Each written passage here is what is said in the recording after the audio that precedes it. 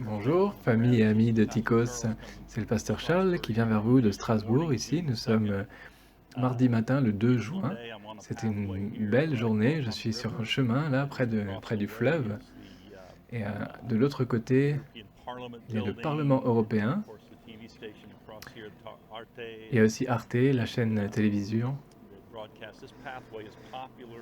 Et ce chemin est populaire pour faire du fitness, pour courir, faire du jogging, faire du vélo, marcher vite, la marche nordique, faire de l'exercice. Et par-dessus mon épaule, vous pouvez voir des équipements de street workout, des équipements de gym de rue.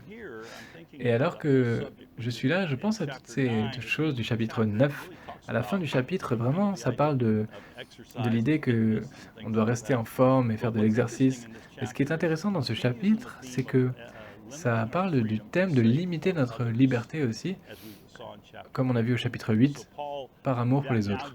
Donc Paul s'utilise lui-même comme un exemple en disant au verset 1, en lui disant qu'il a tous ses droits en tant qu'apôtre.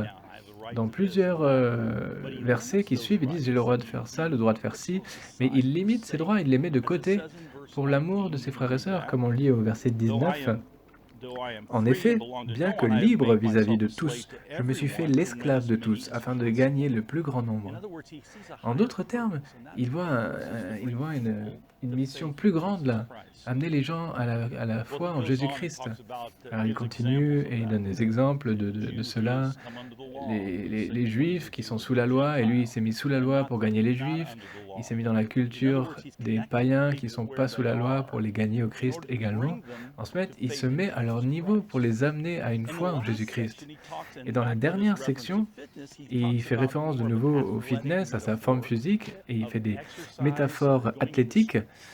Il parle d'entraînement, de course, d'exercice, pour qu'il puisse ne pas être disqualifié. Et le chapitre 10 va parler aussi de cela, on va en parler demain. Mais voici là où je veux en venir.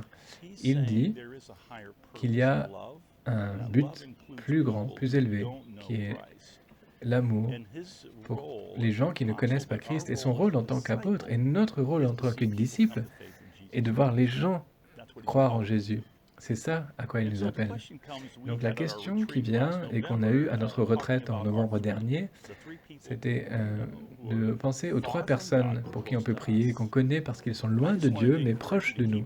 Et je vais vous encourager à continuer avec ces 3-là, à penser à eux, à prier pour eux. Et ensuite, je pense que l'autre chose, c'est de demander à Dieu des opportunités d'avoir des moments de connexion avec eux, d'une manière ou d'une autre, avec les 3. Et de cette manière, on peut vraiment être la lumière de Dieu dans les ténèbres, on peut offrir de l'espoir à ceux qui n'en ont pas.